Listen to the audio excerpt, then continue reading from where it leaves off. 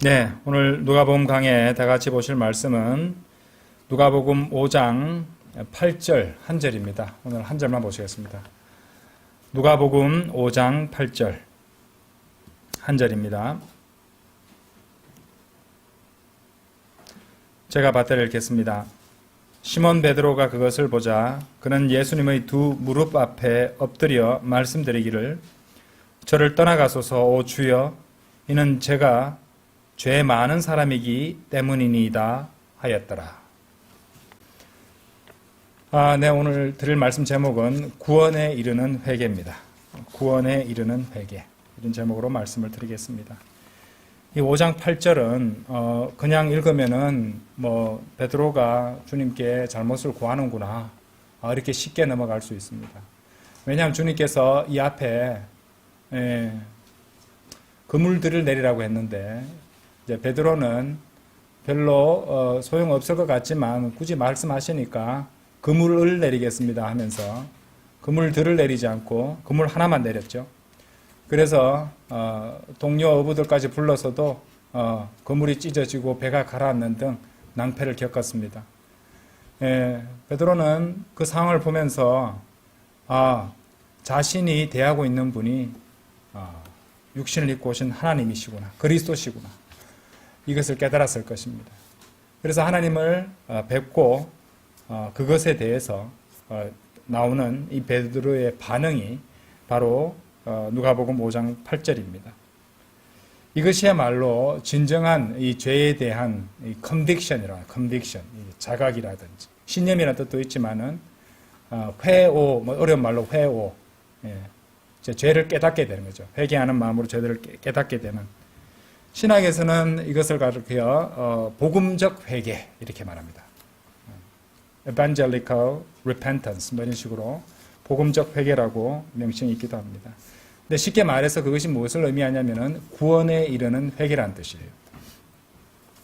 구원에 이르는 회개. 자, 구원에 이르는 회개라면은요, 우리가 구령에 기초하면서 자세히 배웠던 내용인데, 자, 고린도 후서죠. 고린도 후서 7장 10절 말씀 한번 열어보십시오. 고린도 후서 7장 10절. 여기 보시면요, 두 가지 슬픔, 그리고 그것이 이어져서 만들어진 회개가 있으니까 두 가지 슬픔, 두 가지 회개가 있다는 걸 알 수 있습니다. 10절입니다. 이는 경건한 슬픔은 구원에 이르는 회개를 이루어 후회하게 될 것이 없으나 세상의 슬픔은 죽음을 이루기 때문이라. 그렇게 나오죠? 경건한 슬픔은 구원에 이르는 회개를 이루어 후회하게 될 것이 없으나 세상의 슬픔은 죽음을 이루기 때문이라. 이렇게 말씀하십니다. 그러니까 여기 나오는 구원에 이르는 회개라는 것은 단지 이제 어떤 일을 행한 것에 대한 슬픔, 그 이상의 것입니다. 그러니까 이것을 굳이 설명하자면 what you have done이나 what you did, 여러분이 해왔던 것이라든지 여러분이 범한 것에 대해서 회개하는 것이 아니라 what you are, 여러분의 본질, 여러분의 상태, 그것에 대해서 이제 회개한다는 것이고 그것에 대한 슬픔, 그것을 말하고 있다는 것이죠. 그러니까 이제 선뜻 그것이 아시는 분 다 이해하시겠지만은 또 처음 들어보시는 분들은 이것이 무슨 말이냐 이렇게 생각할 수 있습니다. 그러니까 어떤 일을 저지른 것에 대한 슬픔이 여기 나오는 세상의 슬픔인 것이고 대다수 죄인들을 포함해서 인간들이 어떤 일을 잘못했다가 낭패를 보거나 걸렸을 때 대가를 치러야 했을 때 갖게 되는 슬픔 같은 걸 말하는 것이고요. 이 구원에 이르는 회개, 경건한 슬픔은 그 이상의 것. 그러니까 그 사람 상태, 그 사람 본질까지도 연결되어 있는 그런 슬픔이고 그런 회개라는 것입니다. 자, 이것을 설명하기 위해서는 지금 보고 있는 베드로, 그리고 이제 예수님의 제자 중에 예수님을 배반한 제자 있었죠. 유다 이스카리옷. 이 두 사람을 비교함으로써, 대조시킴으로써 설명을 잘할 수 있겠습니다. 왜냐하면 공통적으로 이 두 사람 다 사도들이었죠. 그리고 두 사람 다 주님과 함께 사역을 했던 사람들이었어요. 두 사람 다 어떤 식으로든 주님을 배반했었습니다. 베드로는 주님을 3번 부인했잖아요. 욕설까지 써가면서. 유다 이스카리ot은 여러분 잘 아시겠지만 팔아넘겼죠. 대적들한테. 그죠? 죽임당하도록 내어주었다 이 말입니다. 근데 이들 둘 다 회개라는 걸 했습니다. 회개를 했어요. 이제 베드로의 경우를 먼저 한번 보겠습니다. 베드로는 그런 주님을 배반하고 나서 어떻게 됐습니까? 밖으로 나가서 자신의 죄에 대해서 참으로 비통해하며 울었던 것이죠. 자, 그 대목을 한번 보겠습니다. 마태복음 26장 열어보십시오.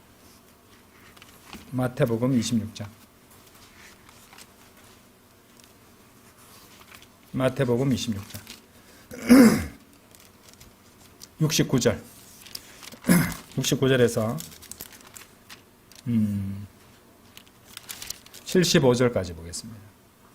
이때 베드로는 관저의 바깥에 앉아 있었더라. 그런데 젊은 여인이 그에게 와서 말하기를 당신 역시 갈릴리의 예수와 함께 있었도다 했더라. 그러나 그는 그들 모두 앞에서 부인하며 말하기를 나는 네가 무슨 말을 하는지 모르노라 했더라. 그러고 나서 그가 나가 현관 쪽으로 들어간 후에 또 다른 하녀가 그를 보았고 거기에 있던 자들에게 말하기를 이 사내 역시 나사렛의 예수와 함께 있었도다 했더라. 그러자 다시금 그가 맹세로 부인하며 나는 그 사람을 모르노라 하였더라. 끝까지 2번이죠. 그러고 나서 조금 있다 곁에 서 있던 자들이 그에게 와서 베드로에게 말하기를 확실히 너도 그들 중 하나라. 이는 너희 말투가 너를 드러내기 때문이라 했더라. 그때 그가 저주하고 욕설까지 했습니다. 맹세하기 시작하며 말하기를 나는 그 사람을 모르노라 하였더라. 그러자 이제 주님 말씀하신 대로 즉시 수탉이 울었더라. 75절 보세요. 이에 베드로가 그에게 수탉이 울기 전에 네가 나를 3번 부인하리라 말씀하신 예수님의 말씀을 기억하였더라. 그리하여 그가 나가서 비통하게 울었더라. 주님께서 예언하신 대로 되었다는 것을 알고 또 전율을 느꼈겠죠. 공포심도 느꼈을 것이고요. 그리고 너무 마음이 아파서 비통하게 울었다는 것입니다. 유다도 돌이켰어요. 자, 바로 이어집니다. 놀랍게로 베드로가 이렇게 회개하는 그런 대목하고요. 유다가 회개하는 대목이 연결되어 있습니다. 지금 27장 보세요. 곧바로 이어서 유다의 경우를 한번 유다 이스카리오 27장 1절부터 5절까지 보겠습니다. 자, 베드로가 이렇게 하는 동안 그 다음 27장에서 아침이 되자 모든 수석 제사장들과 백성의 장로들이 그분을 사형에 처하게 하고자 예수님을 대적하여 의논하였더라. 그런즉 그들이 그분을 결박하였을 때 그들은 그분을 끌고 나가서 총독 본디오 빌라도에게 그분을 넘겨주었더라. 그때 그분을 배반한 유다가 그분께서 정죄받으신 것을 자신이 목격하자 스스로 돌이켜 수석 제사장들과 장로들에게 은하 30개를 다시 가져가며 말하기를 내가 그 무고한 피를 배반한 것으로 인하여 나는 죄를 지었노라. 자, 본인이 그것은 잘못했다고 말한다는 거죠. 죄를 지었노라 하였더라. 그러자 그들이 말하기를 그것이 우리와 무슨 상관이냐. 네가 그것을 처리하라 했더라. 그러자 그가 그 은하들을 성전 안에 던져버리고 떠났으며 가서 스스로 목을 매달았더라. 자, 그럼 베드로와 유다의 차이점은 뭡니까? 엄청난 차이가 있습니다. 유다는 지금 보셨듯이 소위 말해서 제사장, 프리스트, 사제를 찾아가서 고해성사를 한 것이에요. 고해성사를 하고 자신이 죄를 지었다고 죄를 시인했죠. 결국엔 어떻게 됐습니까? 목을 매달아 죽었습니다. 마태복음 27장 아까 거기 5절에 나오죠. 스스로 나무에 목을 매달아 죽었습니다. 적그리스도는 예수 그리스도를 모방하는 자잖아요. 예수님이 저주를 상징하는 나무인 십자가에 못 박히셨잖아요. 그죠? 본인도 나무에 매달렸다 이 말입니다. 그렇죠? 그래서 이건 여담이지만은 이 가톨릭 교도라든지 소위 말하는 기독교 교도들 보면은 이 십자가를 갖다가 목걸이로 만들어가 달고 다니는 분들이 있죠. 십자가는 행운의 상징 아닙니다. 복의 상징 아닙니다. 십자가는 저주의 상징이에요. 자기 십자가를 죽고 자아를 갖다 십자가에 못 박고 주님을 따르라고 명령하셨지. 십자가를 들고 있으면 복을 받는다고 십자가 목걸이하고 그거 아닙니다. 그건 정말 잘못하는 것이에요. 십자가는 저주를 상징하는 것입니다. 어쨌든 그렇게 목을 매어 죽어버렸어요. 하지만 베드로의 경우는 다르죠. 베드로는 예수님께로 가서 용서받고 회복되었습니다. 그 회복되는 장면도 한번 보도록 할게요. 자, 요한복음 21장 열어보시죠. 요한복음 21장 7절에서 17절까지는 너무 기니까 15절에서 17절까지만 보겠습니다. 그렇게 하여 그들이 식사한 후에 예수께서 시몬 베드로에게 말씀하시기를 요나의 아들 시몬아 네가 이들보다 나를 더 사랑하느냐 하시니라. 그가 그분께 말씀드리기를 예 주여 당신께서는 제가 당신을 사랑하는 것을 아시나이다 하니라. 그분께서 그에게 말씀하시기를 내 어린 양들을 먹이라 하시니라. 베드로는 예수님을 3번 부인한 후에 제자 신분을 상실했었습니다. 지금 이 대목은 3번 부인했는 것에 대해서 3번 다시 나를 사랑하느냐 하고 물으시면서 제자 직분을 회복시켜 주시는 감동적인 장면이죠. 16절 그분께서 그에게 다시 2번째로 말씀하시기를 요나의 아들 시몬아 네가 나를 사랑하느냐 하시니라. 그가 그분께 말씀드리기를 예 주여 당신께서는 제가 당신을 사랑하는 것을 아시나이다 하니라. 그분께서 그에게 말씀하시기를 내 양들을 먹이라 하시니라. 17절 3번째로 한 번 한 번 물을 때마다 그리고 3번째 물을 때 이제 깨달았겠죠. 내가 3번 부인했던 것을 주님께서는 다 세고 계셨구나. 요나의 아들 시몬아 네가 나를 사랑하느냐 하시니라. 베드로가 그분께서 자신에게 3번째로 네가 나를 사랑하느냐라고 말씀하신 까닭에 비통해하였더라. 베드로가 회개할 때 비통해하며라는 아까 보셨던 마태복음 26장 표현하고도 똑같이 비통이라는 단어가 나오고 있죠. 이었고 그가 그분께 말씀드리기를 주여 당신께서는 모든 것들을 아시며 당신께서는 제가 당신을 사랑하는 것을 아시나이다 하였더라. 예수님께서 그에게 같이 말씀하시니라. 내 양들을 먹이라. 그렇죠? 그러나 유다는 어땠습니까? 유다는요 마치 파라오와도 같았고 발람과도 같았습니다. 그러니까 그는 자신의 쉽게 말해서 죄에 붙잡힌 것을 죄가 발각된 것을 죄가 드러난 것을 죄를 지어서 낭패에 처하게 된 것을 그것에 대해서 후회하고 애석해했던 것이죠. 파라오와 발람도 마찬가지였어요. 자, 출애굽기 9장 27절 한번 보십시오. 출애굽기 9장 27절. 출애굽기 9장 27절.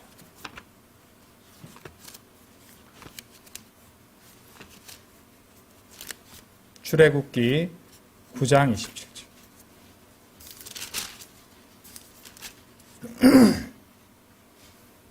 그러자 파라오가 사람을 보내어 모세와 아론을 불러 그들에게 이같이 말하였더라.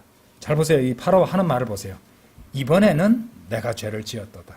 평소 때 난 정말 잘했는데 이번에는 내가 죄를 지었도다. 이번에 내가 죄를 지었으니까 주께서는 의로우시며 나와 내 백성은 사악하였도다. 이거는 나와 내 백성은 사악하도다 라고 자신의 본질을 얘기하는 것처럼 보이지만은 이런 사고를 하는 기본은 이번에는 내가 죄를 지었도다예요. 이 경우에 한해서는 그렇다는 말입니다. 이것은 자신의 본질에 대한 후회와 회개가 아니죠. 그렇죠? 그래서 여기 같은 경우는 이제 아까 보셨던 그 고린도후서 7장 10절에 세상의 슬픔에 해당하는 그러한 후회를 말하고 있는 것이죠. 민수기 22장 34절 보세요. 민수기 22장 34절. 민수기 22장 34절.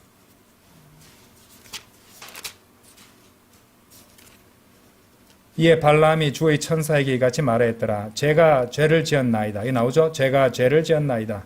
이는 당신께서 저를 대적하여 길 가운데 서신 것을 제가 몰랐기 때문이니다.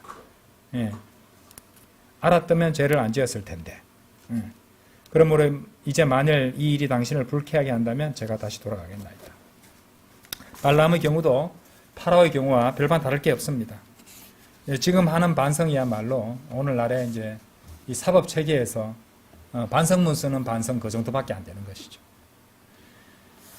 자, 그런데 베드로의 경우는 지금 예수님을 이제 다시 누가복음 오늘 본문 말씀 돌아오셨어요. 누가복음 5장 8절 한번 보세요.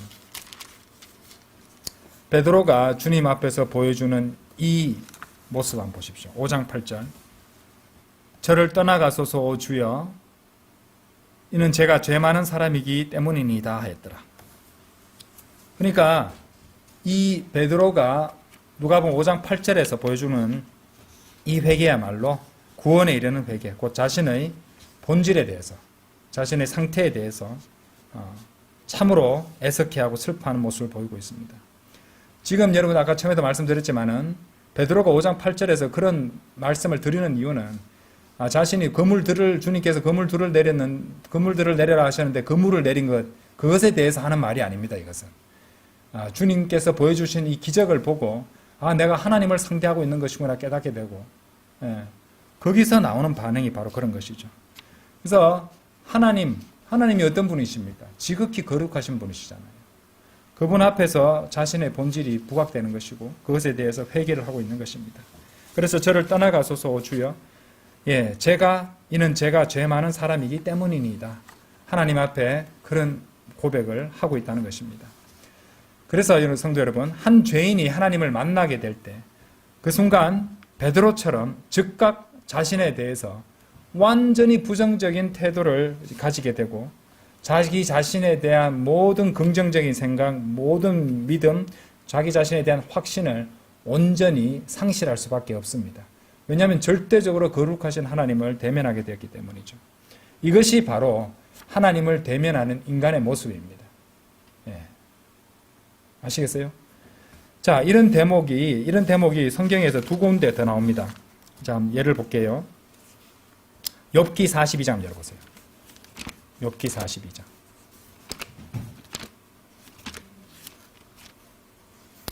욥기 42장. 욥기 42장 6절 보세요. 이제 하나님께서 나타나셔서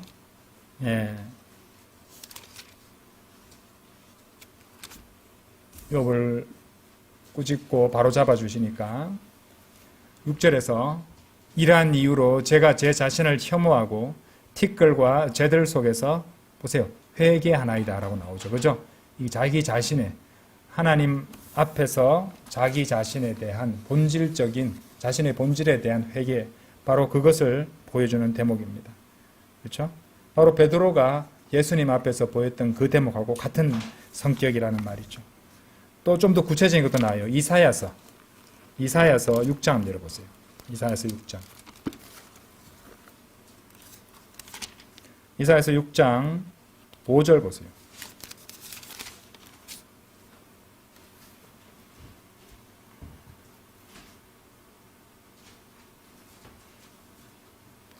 그때 내가 말하기를 나에게 화로다. 이는 내가 망하였기 때문이요. 내가 불결한 입술을 가진 사람이며 내가 불결한 입술을 가진 백성 가운데 거하는 까닭이라. 이는 나의 두 눈이 만군의 주이신 왕을 보았기 때문이라 하였더라. 하나님을 대면하고 나서 이제 이런 말을 하고 있습니다. 나에게 화로다. 내가 망하였기 때문이다. 이는 내가 불결한 입술을 가진 사람이며 불결한 입술을 가졌다고 말하고 있죠. 그렇죠? 자기 자신의 본질에 대해서 애석해하고 있다는 것입니다. 아시겠죠? 이런 것들이 이제 경건한 슬픔, 구원에 이르는 회개를 구성하게 된다는 것입니다. 구원에 대한 회개에 대해서 이전에도 공부했던 내용이지만은 오늘은 그 제목처럼 구원에 이르는 회개에 대해서 다시 한번 정리를 해보도록 하겠습니다. 아까 보셨던 고린도후서 7장 10절의 세상의 슬픔은요, 어떤 것입니까? 자신이 범한 죄들에 대해 그것들이 잘못됐다는 것을 깨닫고 그것에 대해서 애석해합니다. 그리고 어떻게 하는지 아십니까?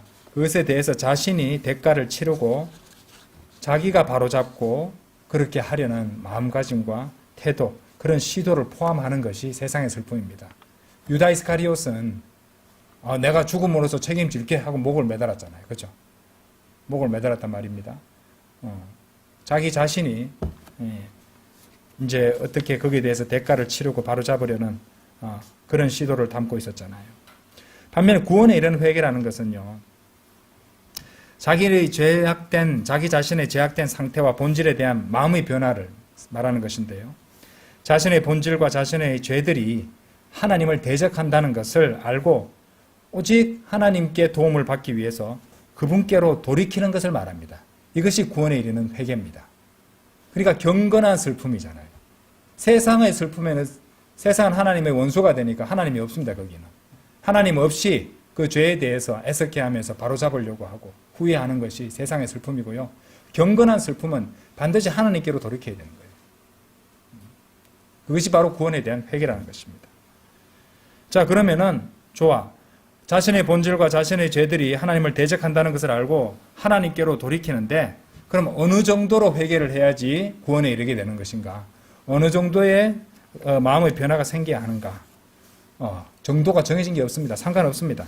죄에 대한 찔림이든 죄에 대한 슬픔이든 어느 정도라도 자신의 죄를 깨끗하게 하고 싶다는 마음이 생겼다든지 이제는 바르게 살고 싶다든지 뭐 어떤 것이라도 상관없어요. 그것이 죄악된 자신의 본질에 대한 자각을 통해서 마음의 변화가 생겨서 하나님께로 돌이키게 된 것이라면은 어떤 형태라도 괜찮다는 것입니다. 자, 고린도후서 7장 다시 한번 열어보세요. 고린도후서 7장. 고린도후서 7장 10절 11절 7장 10절 11절. 자, 이는 경건한 슬픔은 구원에 이르는 회개를 이루어 후회하게 될 것이 없으나 세상의 슬픔은 죽음을 이루기 때문이라. 그런즉 바로 이와 같은 것을 보라. 너희가 경건한 방도를 따라 슬퍼하였으니. 경건한 방도를 따라 슬퍼한 것이 무엇입니까? 10절에 나온 것이었죠. 구원에 이르는 회개입니다. 그것이 바로 경건한 방도를 따라 슬퍼한 겁니다. 그게 경건한 슬픔이라는 것이죠. 구원에 이르는 회개를 했단 말입니다. 그러면은 그것이 어떤 것인지 11절에 설명이 나온다는 걸 알 수 있잖아요. 쭉 읽어볼게요. 그것이 너희 안에서 얼마나 주의 깊게 일어났으며 진정 너희 자신을 얼마나 정결하게 하였고 진정 얼마나 격분하게 하였으며 진정 얼마나 두렵게 하였고 진정 얼마나 격렬히 갈망하게 하였으며 진정 얼마나 열심을 내게 하였고 진정 얼마나 응징하게 하였는가. 그 모든 것들에 있어 너희는 이 문제에서 깨끗하다는 것을 스스로 검증하였느니라. 11절에서 너희 안에서 얼마나 주의 깊게 일어났으며, 그러니까 이 죄 짓는 것에 대해서 좀 더 신경을 쓰게 되었다, 좀 더 주의를 기울이게 되었다, 의식하게 되었다, 이런 말이잖아요. 진정 너희 자신을 얼마나 정결하게 하였고 심지어 자기 자신의 그 죄에 대해서 자신을 스스로 정결하게 하려고 했다는 말입니다. 진정 얼마나 격분하게 하였으며, 죄들에 대해서 분노하고 좌절했다는 뜻이죠. 진정 얼마나 두렵게 하였고, 그러니까 그런 것들에 대해서 더 두려워하고 죄책감을 느꼈단 말입니다. 진정 얼마나 격렬하게 갈망하게 하였으며, 바른 길로 가고 싶고 바른 것을 행하겠다 이런 갈망을 느꼈다는 말입니다.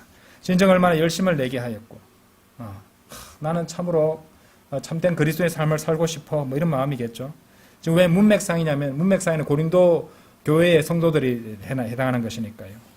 진정 얼마나 응징하게 하였던가, 자신의 죄에 대해서 갚아주기를 바라는, 그죠? 그런 마음도 드러내고 있었습니다.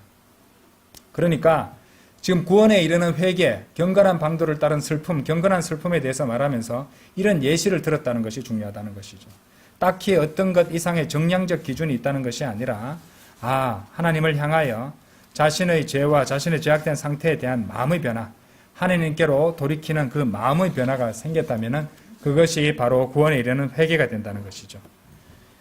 자, 그래서 제가 다시 강조드리지만은 죄악된 상태에 대해서 하나님께로 돌이키는 마음의 변화가 생기는 것이 구원에 이르는 회개입니다. 그죠? 구원받은 성도들도 죄를 짓게 되면은 하나님께 자백하는 거잖아요. 그래서 그리스도의 보혈을 적용해서 이제 씻어내고 제거해야 되는 거잖아요. 그죠? 구원받은 이후의 죄들에 대해서 말입니다. 그죠? 그것도 같은 원리입니다. 결국에는 하나님께로 돌이켜야 된다는 것입니다. 그죠? 그런데 세상의 슬픔 같은 것들은 회개는 회개지만은 그릇된 방향의 회개, 죽음에 이르는 회개가 된다는 것입니다. 그죠? 세상의 슬픔이라는 것은 뭐였습니까? 하나님 없이 내가 처리하겠다, 내가 책임지겠다, 내가 바로잡겠다, 이런 자기의가 작동하게 되는 그런 슬픔이기 때문입니다. 에베소서 2장 8절 여러분 기억하십니까? 한번 열어보십시오. 에베소서 2장 8절. 에베소서 2장 8절. 이는 너희가 은혜로 구원받은 것은 믿음을 통한 것이기 때문이니, 믿음을 통한 것이기 때문이니, 이는이 가리키는 것은 바로 앞에 있는 믿음입니다. 믿음. 예. 그죠? 예. 너희 자신에게서, 믿음은 너희 자신에게서 난 것이 아니요 하나님의 선물이라. 구원도 하나님의 선물이고 믿음도 하나의 선물이잖아요. 그죠? 예. 복음의 말씀을 들려줬을 때 그 듣는 사람에게 하나님께 믿음을 주십니다. 그 믿음을 받아들이고 자기 믿음으로 그것을 갖다가 발휘를 하면은 구원받는 거고, 하나님께서 믿음을 주셨는데도 그 거부하고 발휘하지 않으면은 그냥 복음을 거절한 것이고, 구원받을 수 있는 유일한 길을 거절했으므로 그 사람 지옥 가는 겁니다. 자, 그런 얘기죠. 지금 여기서, 하나님께서 이 구원도 마찬가지죠. 하나님께서 그 길을 주셨는데 그 거부하고 자기가 알아서 가겠다는 말이잖아요. 근데 여기서 보시면 너희 자신에게서 난 것이 아니오라고 분명히 말씀합니다. 그러니까 그릇되고 틀린 방향의 회개는 그처럼 자기 자신에게서 나는 것을 말하는 것이에요. 구원을 위해서 자기 자신의 노력에 의지하는 것입니다. 그렇죠? 고린도후서 7장 11절에서 보는 그런 죄에 대한 마음의 변화가 생겨도 자기 자신의 행위들에 의지해서 구원을 받으려는 것은 그릇된 회개가 되는 것이고, 구원에 이르는 회개에 대한 심각한 오해가 되며 결국에는 그것은 죽음에 이르는 세상의 슬픔에 지나지 않습니다. 죽음도 둘째 사망이죠. 둘째 사망. 그렇죠? 자, 근데 이런 세상의 슬픔, 이런 것들은 어떤 겁니까? 아까도 잠시 말씀드렸지만은 중죄를 범한 죄인이 반성문을 제출하면 형벌을 경감해주는 그런 사법 시스템 있잖아요. 그거하고 뭐가 다릅니까? 그렇죠? 그야말로 세상의 슬픔인 것입니다. 자신의 죄악된 존재와 죄악된 상태에 대한 마음의 변화에는 그 회개의 정도나 방식이 중요하진 않지만, 그런 마음의 변화가 생겼을 때 죄인들은 자신에게서 구원이 나오지 않는다는 것을 깨닫고 하나님께로 돌이켜야 되는 것이에요. 하나님께로, 주 예수 그리스도께로 돌이켜야 구원을 받을 수 있습니다. 그리고 자신들이 구원을 위해서 예수 그리스도, 주 예수 그리스도의 보혈만을 신뢰해야 된다는 것이죠. 그래서 하나님을 향해 돌아서서 하나님, 저는 비참한 죄인입니다. 정말 죄송합니다. 죄로 인한 양심의 고통이 심해서 견딜 수가 없습니다. 저는 제가 무슨 일을 해도 저를 구원해 줄 수 없다는 것을 알게 되었습니다. 제가 죄 문제를 해결하기 위해서 제가 할 수 있는 모두는 하나님의 독생자이신 주 예수 그리스도의 보혈을 신뢰하는 것입니다. 라고 시인하는 것이에요. 이게 경건한 슬픔이고 구원에 이르는 회개가 된다는 것입니다. 그것이 구원으로 이어지는 것이 된다는 것이죠. 그렇기 때문에 우리는 여기서 알 수 있다는 것이 이 회개가 이제 믿음 전에 있어야 된다는 것입니다. 죄인은 예수 그리스도의 보혈이 자기 죄들을 제거하도록 예수 그리스도를 신뢰해야 되잖아요. 그렇다면 마음의 변화도 없는데 어떻게 죄들을 제거하기 위해서 예수 그리스도의 보혈만을 신뢰하려 들 수 있단 말입니까? 할 수 있단 말입니까? 회개라는 마음의 변화가 있어야지 죄들을 제거할 마음도, 죄를 제거하게 할 믿음도 받아서 그 믿음을 발휘할 수 있다는 것입니다. 그렇지, 그것이 바로 여기 나오는 원리라는 것이죠. 고린도후서 7장 10절 말씀 다시 보세요. 이는 경건한 슬픔은 구원에 이르는 회개를 이루어 후회하게 될 것이 없으나 세상의 슬픔은 죽음을 이루기 때문이라. 그렇죠? 죽음을 이루기 때문이라. 이렇게 말하고 있습니다. 자, 회개는 구원을 위해서, 구원에 이르는 회개 말입니다. 하나님께로 돌이키는 마음이 변하고 그것이 구원에 이른다고 말씀하십니다. 그러나 죄인들이 구원을 받기 위해서 자기 자신들의 행위에 의지한다면 그것은 아주 심각한 문제가 된다는 것이죠. 그래서 이제 이런 것과 연관해서 제가 자주 설명드렸습니다. 이 주재권 구원론, Lordship Salvation이라는 그 존 메가더 목사라든지 우리나라에 잘 알려져 있는 폴 워셔 목사 같은 사람들이 주장하는 것. 따져보면 그것은 칼빈주의거든요. 그렇죠? 칼빈주의에서 나온 그 기반을 두고 있는 그 주장인데, 이 사람들이 하는 주장이 만일 주님께서 모든 것의 주님이 되시지 않는다면 그분은 어떤 것의 주님도 아니시다. 이런 주장을 합니다. 그러니까 쉽게 말해서 그 사람의 모든 이제 행실에서 가시적인 변화가 없다면은 그것은 구원이 아니다. 그건 참된 믿음이 아니다. 이 사람들 좋아하는 게 참된 믿음, 진짜 믿음 얘기하는 거예요. 진짜 믿음은 행위를 수반하게 된다. 뭐 이러면서 사람들을 겁주고 속이는 것이에요. 믿음은 믿음이고 행위는 행위입니다. 믿음은 그 자체로 완전한 겁니다. 왜냐하면 예수 그리스도 십자가에서 못 박혀 죽으시고 사흘 만에 장사의 사흘 만에 부활하신 예수 그리스도를 믿는 믿음은, 그 보편적인 믿음은 그 믿음만으로 완전하기 때문이에요. 그러니까 이 자들은 사람들을 속여서 예수 그리스도만을 믿는 그 믿음이 아닌 자신의 행위까지도 같이 함께 신뢰하게 만드는 그런 무시무시한 참으로 사악한 이단 교리가 된다는 것이죠. 에베소서 2장 8절은 분명히 너희 자신에게서 난 것이 아니라고 분명히 말씀하시는데 왜 이 자들은 그런 말씀을 부인하고 그렇게 사람들을 속이냐 이 말입니다. 자신들만 지옥 가면 되지 왜 다른 사람들까지 지옥 가게 만드냐 이 말이죠. 또 이런 사람들은 무슨 말도 하느냐면요. 당신을 움직이시는 하나님의 은혜 뭐 이런 얘기도 합니다. 당신을 움직이시는 하나님의 은혜. 그렇죠?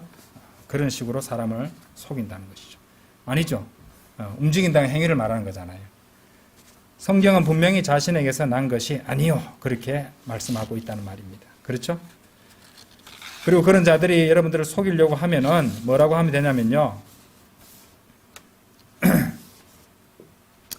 저기 로마서 11장 6절을 보여주면 됩니다. 로마서 11장 6절에서 뭐라고 말씀하시냐면은 행위들에서 난 것이라면 그때 그것은 더 이상 은혜가 아니니라 라고 하셨거든요. 그래서 그들한테 분명히 얘기해 주면 된다는 것이죠. 그래서 존 메가드 목사나 폴 워시 같은 목사가 주장하는 주제권 구원론의 핵심은 여러분의 죄로부터 돌이켜야 된다. 근데 구원받은 이후에도 크고 작은 죄를 짓게 되거든요. 원치 않는다 해도 그럼 나는 구원 안 받은 거구나 하고 의심하게 된다는 것입니다. 그렇죠? 그래서 여러분 자신이 여러분의 죄를 깨끗하게 해야 된다는 그런 가르침을 준다는 것이죠. 명확한 인생에서의 변화가 드러나야 된다. 그렇죠? 그렇게 주장해서 사람들을 속인다는 것입니다. 그래서 이런 자들을 만나면 또 잘 쓸 수 있는 구절이 제가 설명드렸습니다. 요나서 3장 10절을 보여주면 돼요. 왜냐하면 거기에는 분명히 악한 길에서 돌이킨 그들의 행위들이라는 말씀이 나옵니다. 악한 길에서 돌이키는 것은 어디까지나 행위라는 것을 보여준다는 것이죠. 그렇죠? 자, 그래서 중요한 것이 있습니다. 구원에 이르는 회개는요. 자신이 죄를 지은 것뿐만 아니라 자기 자신이 하나님을 대적하는 위치에 있고 자기 자신의 본질이 죄인이며 그 본질 자체가 하나님을 대적하고 또 지옥에 갈 수밖에 없다는 존재라는 것을 알고 거기서 머무는 것, 거기서 멈추는 것이 아니라 하나님께로 돌이키는 겁니다. 이런 회개가 있어야 된다는 것이죠. 그러면 그런 회개가 생기려면은 죄가 얼마나 심각한 것이고 죄의 결과, 죄의 대가가 어떤 것이며 자신이 어떻게 죄인으로 죄성을 갖고 태어난 것인지 자기가 이렇게 살다가 죽으면 죄의 결과로 죽게 되면 심판을 받아서 영원히 꺼지지 않는 불의 호수에 던져줄 수밖에 없다는 것이라든지 이런 모든 것들을 알고 두려워하고 또 자기 자신에 대한 본질에 대한 슬픔을 느끼고 하나님께로 돌이키는 마음의 변화가 생겨야 된다는 것입니다. 여러분들 저기 탕자의 비유 아시죠? 탕자의 비유.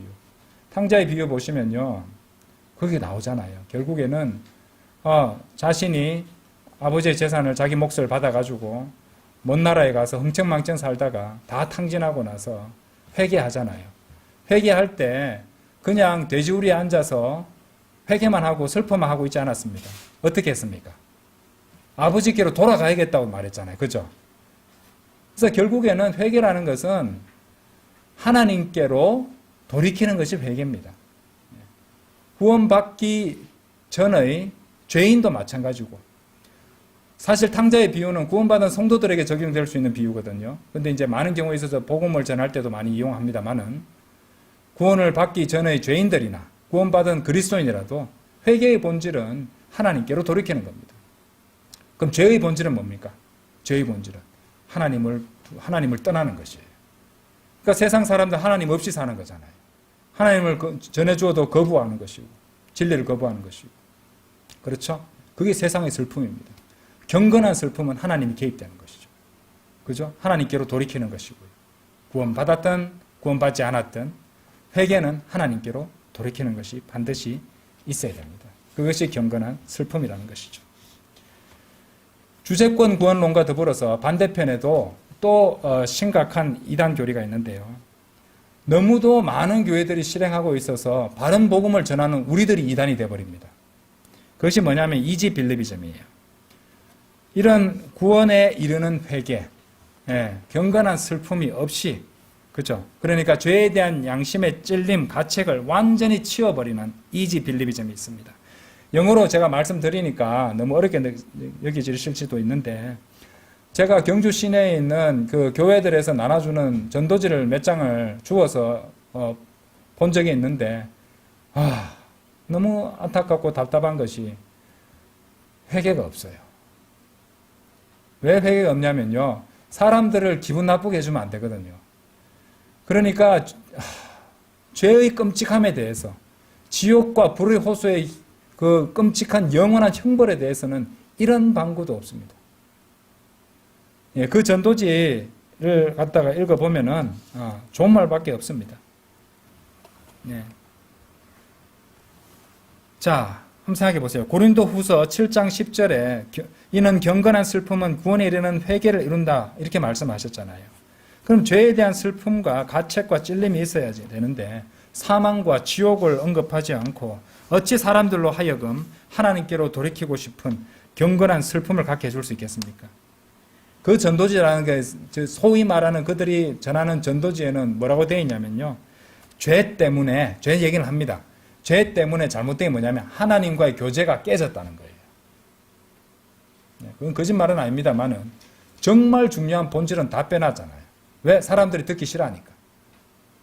죄 때문에 하나님과의 교제가 깨어졌고, 이제 예수님을 믿으면은 그 교제가 회복돼서 하나님께 복을 받으며 살 수 있습니다. 이게 핵심이에요. 그들의 전도지는. 그러면은 그런 전도지를 보고 경건한 슬픔, 구원에 이르는 회개를 사람들이 가질 수 있겠습니까? 그 사람들 그거 보면 이렇게 생각할 거 아니에요.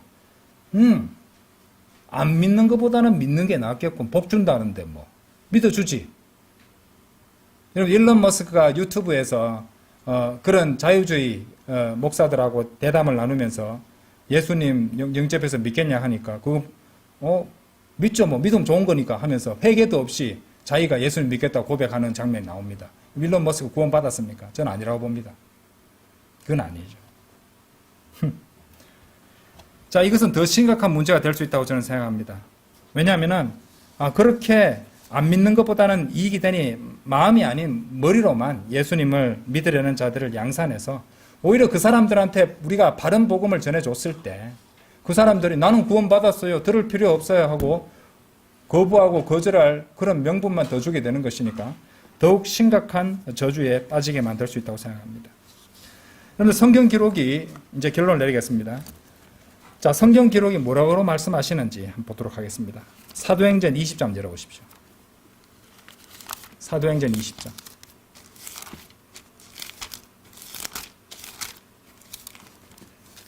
사도행전 20장 21절. 사도 바울이 자신이 복음을 전한 것을 이렇게 단적으로 설명합니다. 집집마다 다니며 21절 하나님을 향한 회개와 우리 주 예수 그리스도를 향한 믿음을 유대인들에게도 또한 헬라인들에게도 증언하였노라. 뭘 증언했습니까? 하나님을 향한 회개와 우리 주 예수 그리스도를 향한 믿음을 증언하였다고 말씀하십니다. 자, 그러면 이지 빌리비즘은 뭐만 있는 겁니까? 예수님만 믿으면 된다는 말을 했으니까 사도 바울과 다른 복음이네요. 반쪽짜리 복음을 전한 것이에요. 그죠? 하나님을 향한 회개를 빼버렸기 때문입니다.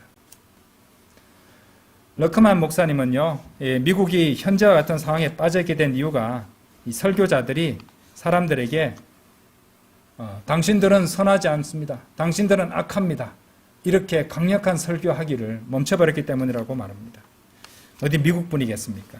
이 나라의 많은 목사들도 이 신자들의 기분을 맞추기 위해서 그들이 무슨 짓을 해도 하나님께서 그들을 사랑해 주시고 또 언제나 좋은 일들만 생길 것이니 걱정할 필요가 없다. 다만 여러분들은 교회 잘 다니면서 헌금 잘 내고 봉사 열심히 하시면 됩니다, 이런 식으로 말만 늘어놓고 있으니 뭐가 다를 바 있겠습니까?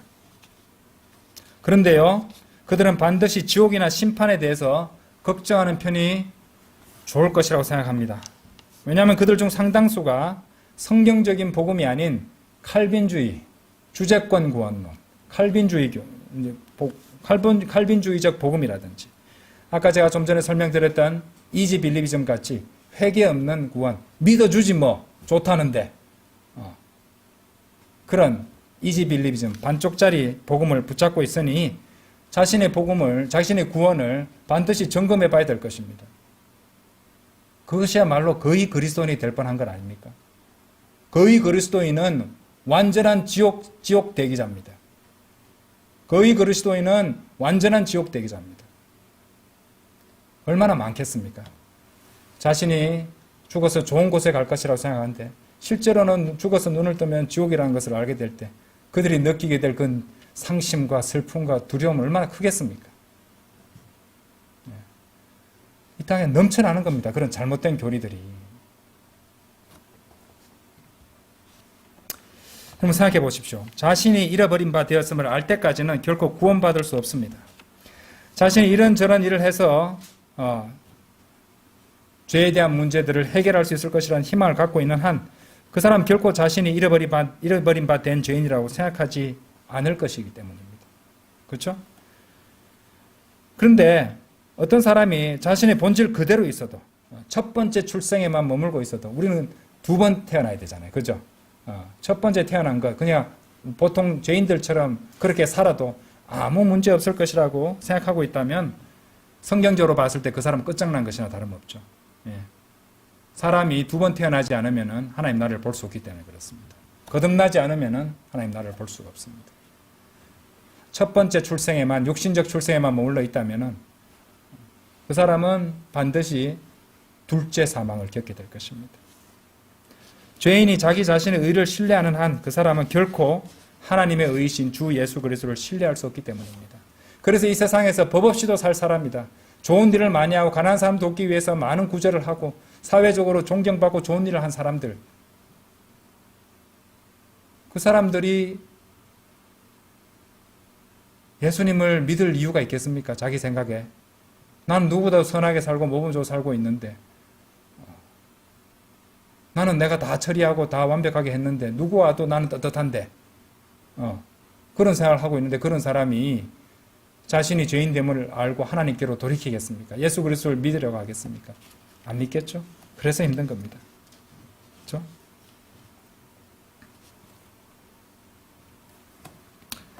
자, 우리 사명은 분명하죠? 예. 오늘 배우신 대로 구원에 이르는 회개가 뭔지, 경건한 슬픔, 경건한 방도를 따른 것, 구원에 이르는 회개와 세상의 슬픔이 뭔지를 알고, 예. 세상의 슬픔 정도만 가지고 있는 세상의 죄인들에게 경건한 슬픔을 갖게 해야죠. 그래서 하나님을 향한 회개와 우리 주 예수 그리스도를 향한 믿음을 선포해야 할 것입니다. 예, 다 같이 기도드리겠습니다.